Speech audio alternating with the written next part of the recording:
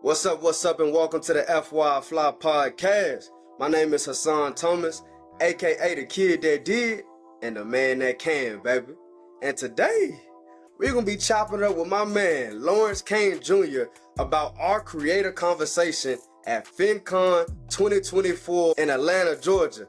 How we feeling, Lawrence? How we feeling, man? Hey man, like I told you offline, baby, we in a good mood. We ready for ATL, bro. Yes, sir. Yes, sir. We're gonna be chopping it up about CPS, Child Protective. Nah, I'm just playing. That's not the CPS. We're gonna be talking about. We're gonna be talking about cultural provoked spending. How you can create content around what's going on in the culture, so people can spend their valuable time consuming your content, and also spend their valuable dollars consuming what you have to offer. Whether that's speaking, whether that's podcasting, being an author, whatever value proposition you have, we're going to talk about that here today and how you can utilize that within what's going on in the culture. That sound like a plan, Lawrence? Hey man, you know that's what we do anyway, right? So yeah, that's cool with me. For sure, for sure. So I want you to go ahead and introduce yourself, what you do. I'll introduce myself, and then we'll jump right into it.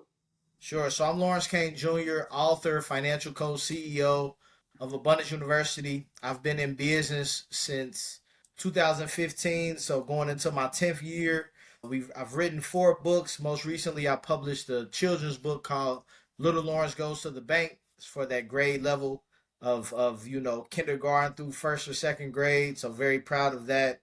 And again, been in this financial space for 14 years. Background in banking, financial aid, and private lending. And Abundance University was created because we wanted to teach the next generation early what we learned late. Yes, sir. Yes, sir. And Lawrence and I are very similar. I'm literally following in this man's footsteps. Been in this space for about 4 years since I graduated college. Started with the FYI Fly podcast.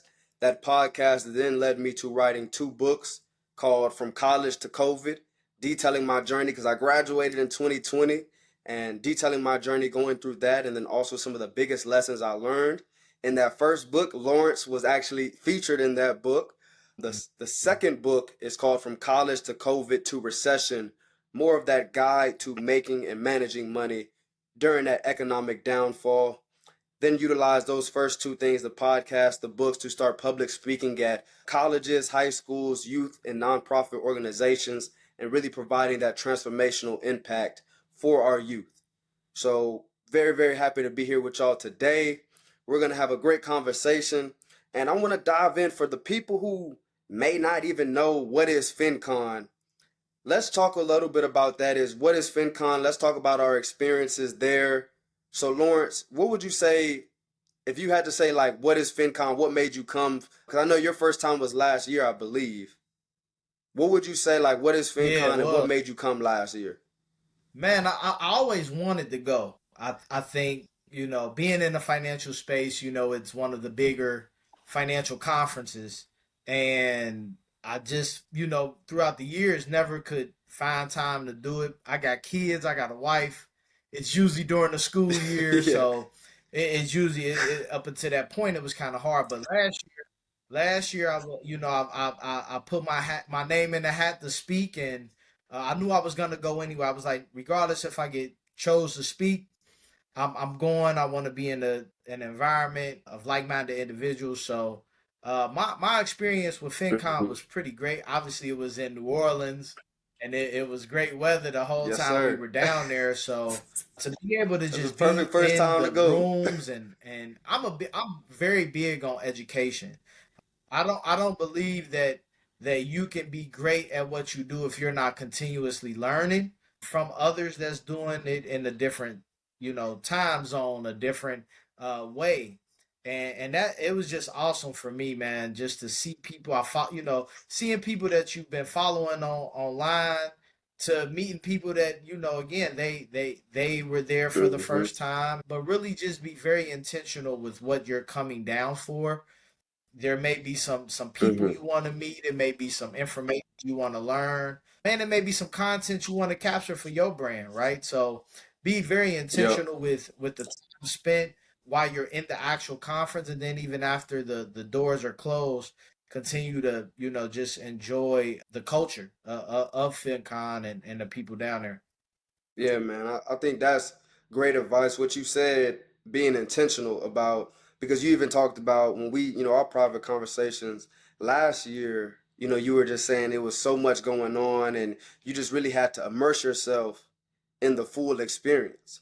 And then you talked about how in Atlanta this year, your second year, now you feel like you're going to be more intentional, making the content, making the brand connections, and even just speaking about the brand connections, to me, I've never been to a conference that literally facilitates the talent and the brands that want the talent and puts them in the same room and kind of not forces, but like encourages that collaboration. For That is sure. something that I've never, from the conferences that I've been to, I've never seen that. And at FinCon, that's exactly what it is. They're bringing financial brands, financial companies, fintechs, and then they're also bringing financial influencers like ourselves, podcasters, speakers, authors, all these people that are in the financial, market and that are talking about finances in so many different areas, putting them all in one room and really facilitating that collaboration between the two. So that's what I would say is different from, just going to a financial conference. FinCon really, really facilitates those deals that can happen and really be beneficial for your brand, for your organization. So my personal experience at FinCon, this is my fourth FinCon. I started in 2021, and this is my fourth one. It started in Austin, then we went to Orlando, then we went to New Orleans last year, and this year is going to be in Atlanta. And my first year, I just went as a attendee. It was my first year after graduation. Of course, we couldn't go in 2020 because of COVID, but that was my first year. And then the second year, they actually asked me to come back and host the first time orientation for the first time attendees at FinCon. So that was 2022. 2023, Lawrence and I were on a amazing panel talking about Gen Z money. And now in 2024, Lawrence and I are back talking about CPS, how you can create content around what's going on around the culture of media, sports, fashion, and actually create this content.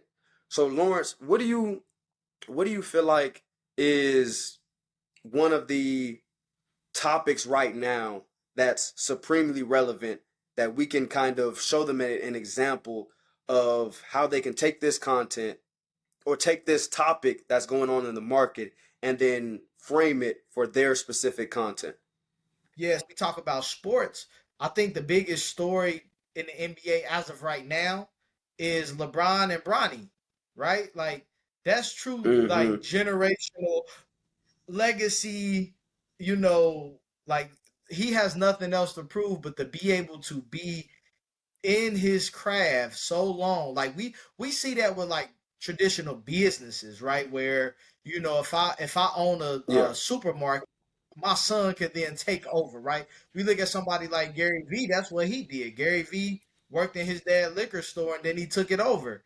You don't see that in sports though, right? Mm-hmm. This is the first in basketball. We seen it with Ken Griffey. I'm in Yeah. Cincinnati, so we saw it with Ken Griffey and his dad. But to see Bronny and LeBron do that and he's still playing at a high level is it's amazing. And again to capture this, how Mm-hmm. does generational legacy, how does generational wealth, what does that really look like? How do we have a succession plan for our kids? LeBron James set up his family Mm-hmm. to where nobody really has to work if they don't want to, right? He is a billionaire, Yeah. right? But be able to still generate topics. I mean, like the Lakers were out of the playoffs and they still are the topic of discussion. How do you stay relevant even when you're Mm-hmm. not seen, when you're not playing? That those type of things, play a part. How do you make money even when you're not the face of a brand? Right? How do you like those are the Uh-huh. things that to talk about in our content. This is the type of stuff that we talk about amongst, my peers in the, entrepreneurial space here in Cincinnati. So I think those are the two things that come to mind when we talk about what's going on in the culture right now and what are the financial implications that come with that. Nah, even while you was talking, bro, I was imagining a piece of content that you could even do, having a picture of LeBron and Bronny, his son, you putting your face on Bron, putting your son face that plays basketball as well on Bronny, and then in that caption talking about what you just talked about, the generational wealth, having that succession plan. So I promise that content, I feel like that content would do pretty well. What you think? Yeah, you know what's funny? I actually, and it's crazy. I coach my son, right? You know that, but for those who don't know me, my son plays Hmm. basketball. He's 13, eighth grade, and this is my last year coaching his school team because his school only goes up to the eighth grade. So like that's the type of content I'm like. It make me think about my son. Like this is my only son. He's the Hmm. oldest child, and that's what when I look at LeBron James, I do see myself. Like I'm trying to create a legacy for my son. My son may not, and the crazy thing about it, my son is not the financial kid. Like he understands it. He knows you know anytime he touches money, I need 50% of that to go to his savings account.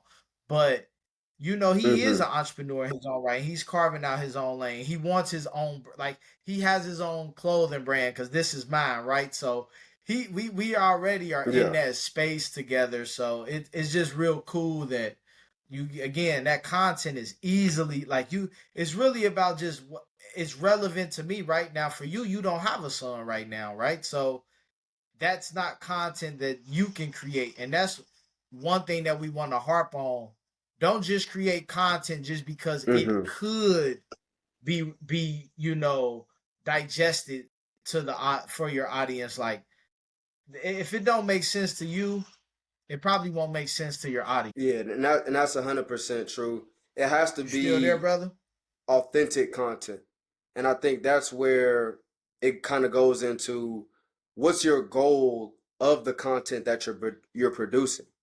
Are you trying to gain more, Mm. if you're a content creator, are you trying to gain more followers of the younger generation? Are you trying to gain more followers for people that will be booking you to speak? Are you trying to gain more followers for your book that you're coming out with? It's all about understanding what's your end goal and then kind of reverse engineering, how you want to get to that specific goal. Like who are you making this content for? Right? And I Mm-hmm. think this is like so my question to you, because I know like I have my own philosophy about content and like who I'm doing it for and why I'm making content. And I'm pretty sure we may have similar content, but I think your mindset is a little bit different. So who do you when you post content, who are you hoping see like who do you hope to have eyes on this content? Yeah, for sure. And that's a great question. And in the beginning, when I first started in 2020, my content was strictly for the Gen Z, the younger millennial, who I thought was going to be purchasing the books, bringing me in to speak. But as I've released my first book, I publicized that, I marketed that on social media to Gen Z and to the younger millennials. And honestly, it didn't work. That wasn't the audience that was going to spend on financial education. And when I created my second book, I looked back at the mistakes that I made on my first one, and it was that I wasn't talking to the buyer. I wasn't talking to the person that's going to purchase and actually bring me in to transform these lives. I was talking to the college student. And then I thought about it. I was like, when I was in college, I never got on social media to buy a book. That didn't happen one time while I was in college. So for me to think that it would be different for the college students now just because I was doing it, that was wrong. And I learned from that mistake. And with my second book, actually created it as a workbook that I could then go to the youth organizations, the nonprofits, the schools, and actually tell them, hey, you can buy and purchase this resource that you can actually utilize as curriculum to teach your students financial education. So I had to realize, and I just had to, get out there. You have to try things, see what works, and then pivot to something else that may work a little better for you. So that's where I'm at now is Mm-hmm. actually talking to the decision maker, but also so it's kind of like 50-50. You got to talk to the decision maker, but you also have to talk to the audience that you're trying to impact as well. So it's about 50-50 on my. And it's a lot of different things that you can do, but I think what we want to convey here and even when we go to FinCon is like do what works. Mhm. And don't feel like you got to do what everybody else is doing. Like again, Yeah. I always say this, you ain't gonna see me dancing on content. Like that's just not what I'm gonna Yeah. do. Cause I don't have to, right? Like I'm not going So to into that a point, to that point, to dance. So so where do you think the balance of breaking out of your comfort zone and trying some different things, but also staying true to yourself and being authentic to who you are? Where do you see that balance in being? I think the balance lies in your confidence. Like, is this something that you Mm-hmm. can do, and it's gonna be relatable to people around you and the people who you wanted to actually hit, right? But then that's where Yeah. like we got to get back to what one thing we don't talk about is research and development. Like before you post it, maybe you need to send it to some people to get feedback from, right? Like don't think you just have to post it and then like, oh, it didn't hit. Like why didn't it? Like have a group of 4 to 5 people that you can send content to and be like, hey, what's y'all thoughts when you see this, Mm-hmm. right? But it needs to be That's in your something that you target can market easily though. do that's going Don't to don't help just send you it to create mom something that you and do feel grandma good about as because opposed they're to not just under. It has to be that it has to be the people in your target market, so you can kind of, I mean, like the market profile, how companies kind of profile the people that they're trying to market to. You need to send that to that character profile. If you're trying to market to 18 through 24-year olds, you need to send that content to somebody who's 18 through 24 to see their reaction compared to sending it to somebody who's not in that age range or your target demographic because it's going to hit and impact them differently. yeah. That's the main thing, man. Like we can't be so serious with finances. Like it has to be educational and then we going to get into them 4 E's, but like it has to be a level of enjoyment. And that might have to be the fifth E, bro, but like Mm-hmm. we people have to enjoy your content. Like that if they don't enjoy it, it's not going to be viewed a lot. Man, go ahead and give them 5 E's, man. Let's jump right into it. You brought it up. Let's go ahead and jump right into it. It sounds like it's five now. That's what it sounds like. We ain't even talked about it, but yeah, man. So one of the things that I created for myself, and this ain't, I ain't got no document that says this or anything, but just kind of my mindset when it comes to social media. I created 4 E's, and we'll add enjoyable as the fifth one. But the 4 E's that we talk about as far as how your content should be is number one, it needs to be, educational. Number two, it needs to be empowering. Number three, it needs to be entertaining, or it needs to be engaging to where people feel like they need to give an opinion on what your content is saying, Mm-hmm. right? And then again, the fifth E that we just added as of today is enjoyable. Like people should enjoy seeing your content, right? That's why you shouldn't be in your head about like, am I posting too much? Because there's people that you follow that Mm-hmm. post all the time and you enjoy what they post, right? So you enjoy this Facts. musician. Like every time a certain music artist drops, you're not gonna say, "Are they dropping too much?" No, because you enjoy what they do. So you got to learn to be enjoyable. Mm, But the ease of content, that I follow is really about understanding which ones make sense for you. When it comes to your product, when it comes to your service, when it comes to your audience. Again, if you're serving Gen Z, they want to mm-hmm, be entertained. That's what they're on social media for. They ain't on there to, figure out ways to get rich quick. They're not on there to, spark, argue and stuff. They on there to have a good time. So make it a good time. Make mm-hmm. your content, light, and make it to where they can really digest it. Again, whether you educating, empowering, or entertaining. And I think that's what we have to do with our with any type of piece of content. Ask yourself: are people gonna be empowered by this? Are people gonna Mm-hmm. be entertained? Are people gonna be educated? Could they be all three? Yes, they can. And then again, how Yeah. can people engage with your stuff? Ask questions. A lot of times we don't ask questions with our content. Like, again, I saw something the other day, and it said, "Would you rather have $200,000 in food stamps or $50,000 cash?" And I was like, "Man, that was actually way better than the ones we Mm, normally get." And but it sparks conversation, for sure. and that's the thing that you want. You want people to be talking, sharing, tagging people. Like, that's how you know you got good content. I want to dive a little bit deeper into what you said about those four E's, Lawrence. For you personally, which one of those E's has yielded the most views, the most, shares? Which one of those E's has been the most successful for you when it comes to your specific content? So the ones that do the most views are entertaining ones. Some that are funny, mean, stuff like that.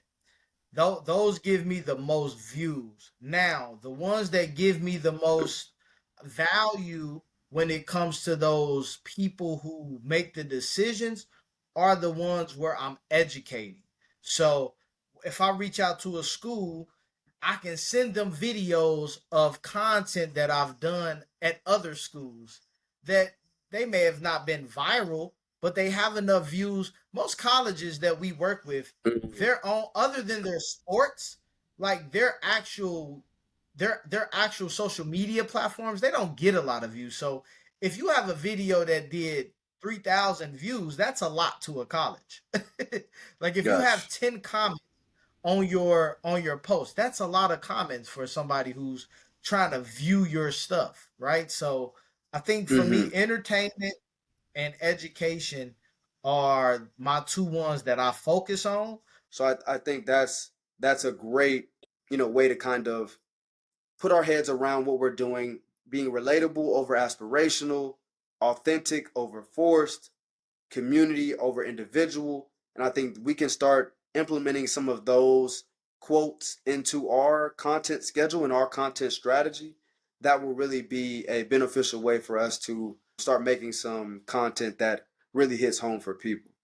No, facts, man. I'm excited for us going deeper into this conversation at FinCon. But you said it, bro. Like, the community is what guides everything. Like, if you only trying to do one, like, you can't make money off of one person. Like, you can't build a brand off of one contract. Like that, you don't that's just Yeah. not, it's not gonna happen. So you gotta have a community. You have to have your niche and what you stand for highlighted as much as possible, so you're not, again, forcing anything online, or like I said, really offline. Because we got a lot. Like, again, this is gonna be posted, but like, we get to it offline. So let's Yeah. keep the main thing, for sure. 100%, man. 100%. And just to wrap things up for everyone, just to wrap things up for everyone, definitely stop by our area. We'll let everyone know which area we'll be speaking at. Our creator conversations is 2:30 on Friday. 2:30 on Friday, October 25th at FinCon in Atlanta, Georgia. So definitely be there, be square, be there, meet us there, beat us there. And thank y'all so much for listening to this podcast. I hope you were able. That's all Lawrence and I want to do is provide value. Providing value is one of our biggest keys, something that you can actually take away and utilize to increase your content, to increase your bottom line, whether that's speaking, being an author, podcasting, whatever your niche is.